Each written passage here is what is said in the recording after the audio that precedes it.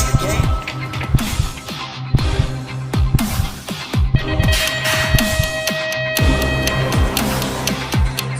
Hello everybody, and welcome back to Beyond the Gate with Dustman and Nate. I'm Dustman, and to bring you an exclusive preview on how to jump, my dog Nate.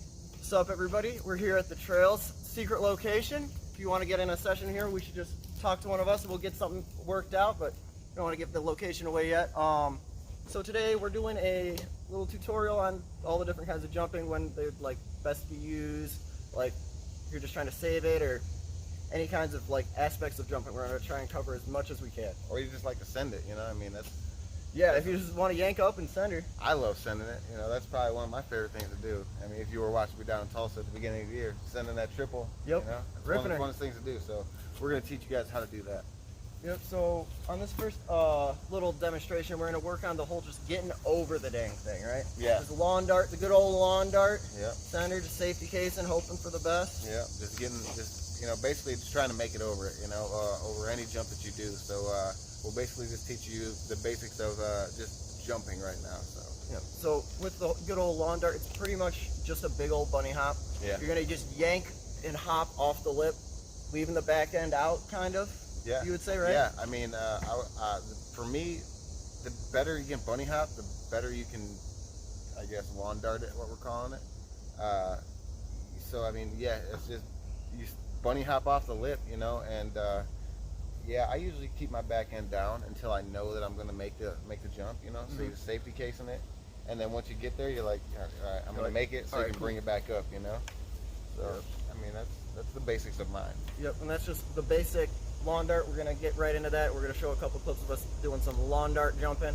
Yeah, so let's get to that real quick. Yeah.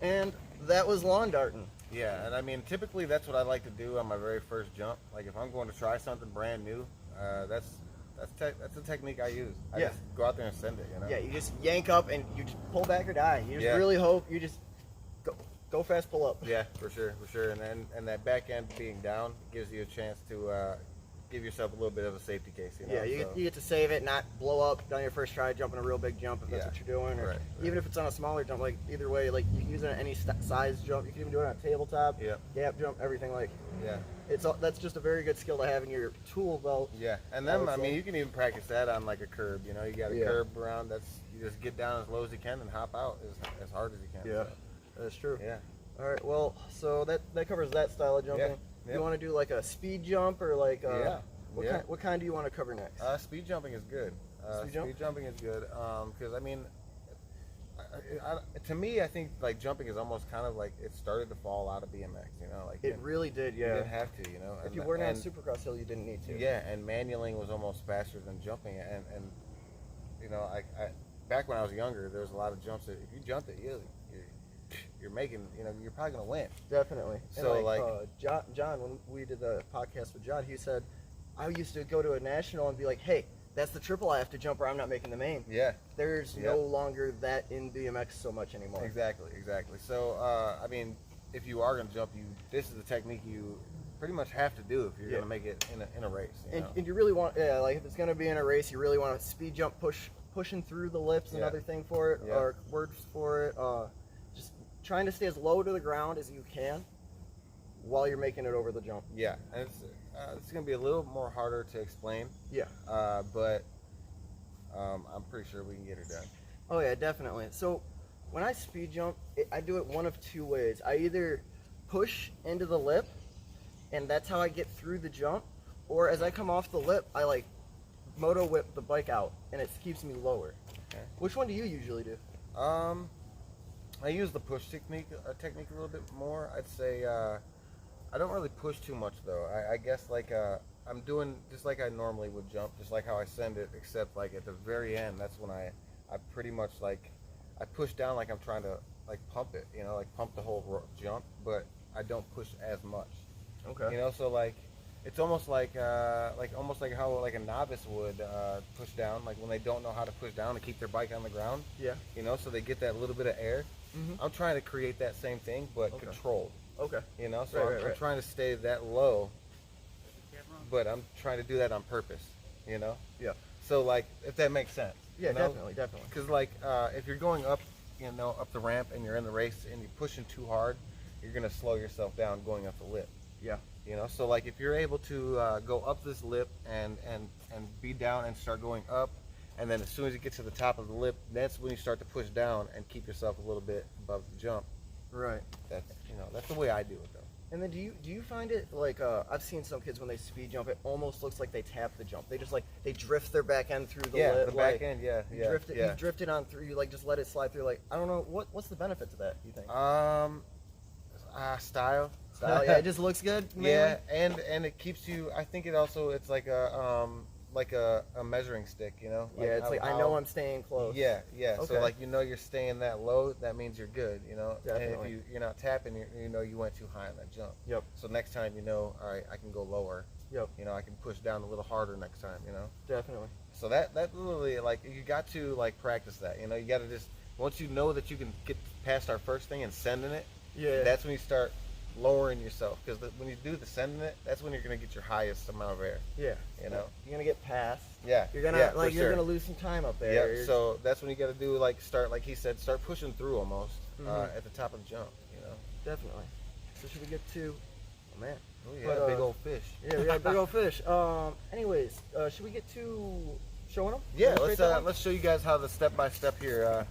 How to do this. On this jump right here, Dustin's going to stay as low as he can to his bike and keep it low so he can maintain his speed through the air. Like, see how he stayed low the entire time?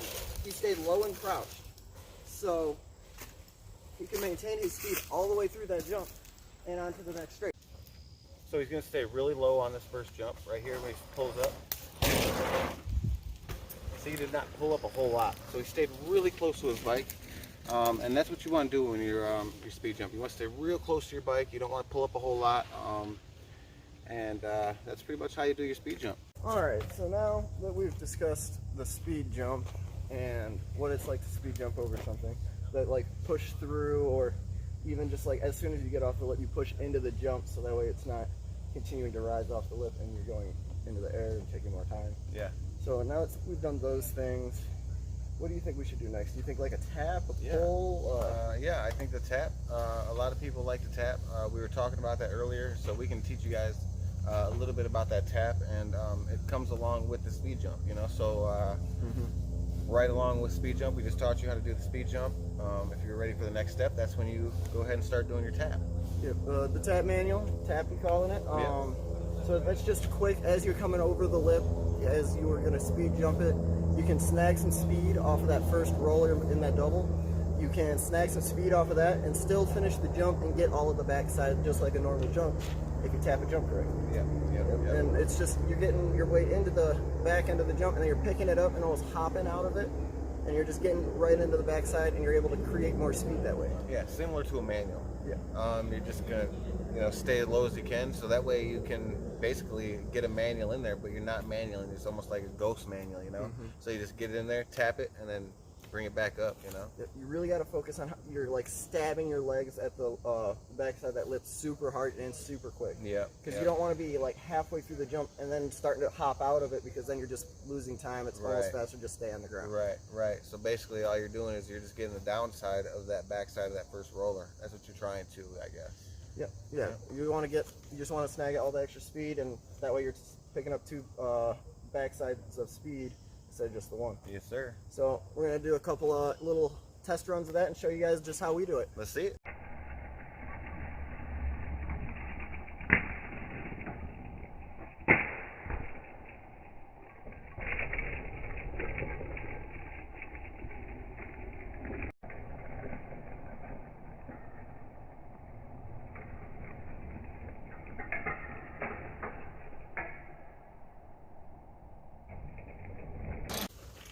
Well, and that was the tap manual. Yeah, that's the tap manual. Took us a few times, but yeah, we got it. We got her. we did it. It wasn't my fault. Yeah, we had to get the camera to work in our favor. Yeah, here. the slow-mo helps. Yeah, we had to figure everything out. Equipment, you know. Yeah. We're struggling. Yeah. So now we're gonna go with a little bit more of let's say, what are you gonna do if you are coming up short on the jump? Right. Yeah, like you want to be able to read that and not dip your front end into the face of that lip. Yes. Going over the bars is never a fun time. Drop the bike like that. Yes. You always want to drop the back end. You want to go back heavy. You just want to wait. And then as soon as you get over, you want to tuck into it so you don't loop out on the landing, but you got to get there first. Yeah, obviously that's the case. You know, if you're coming down back end heavy, you want to drop that down for a case. Yep. That's going to be your safest way to absorb that, because you want to be a shock basically. Yep. You're going to want to be standing tall, you know, and as soon as you land, bring it all in, you know. Yeah, you just absorb it just like jumping off the monkey bars as a kid or anything like that. So yeah, and with these T-bone rims, Brian Wilson, yeah, you watching? I know you are. I'm going to go case this jump on purpose so I can show everybody how to case a jump. Yep. All right. So we'll get to that real quick. Got these carbon.